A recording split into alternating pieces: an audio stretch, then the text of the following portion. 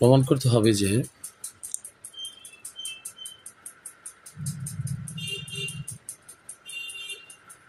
বিপ্রতীপ কোণগুলো পরস্পর সমান।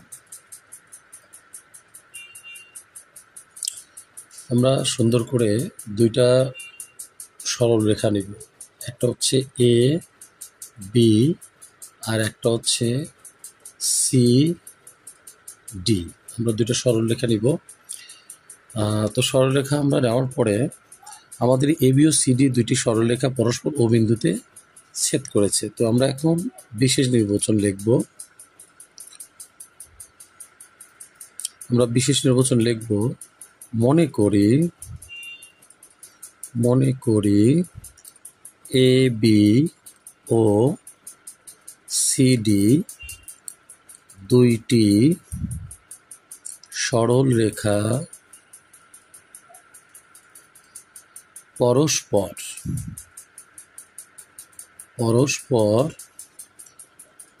ও বিন্দুতে, আমাদের এই বিন্দুটা হচ্ছে ছেদ বিন্দু, ও বিন্দুতে ছেদ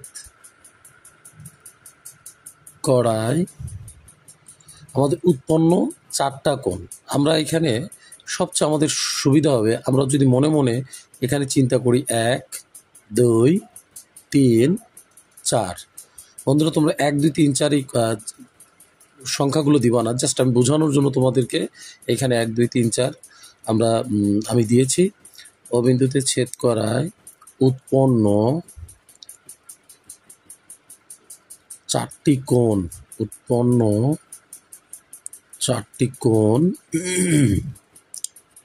যথাক্রমে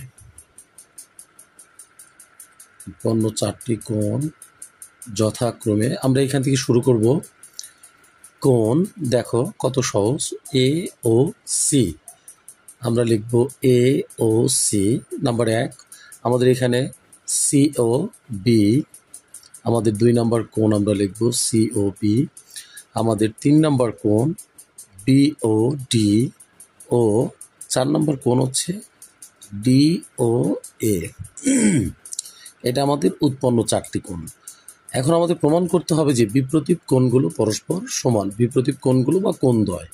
তো এখন আমরা একটু খেয়াল করব যে বিপ্রতীপ কোণ এ ও সির বিপ্রতীপ কোণ বি ও ডি। তো আমাদের এটা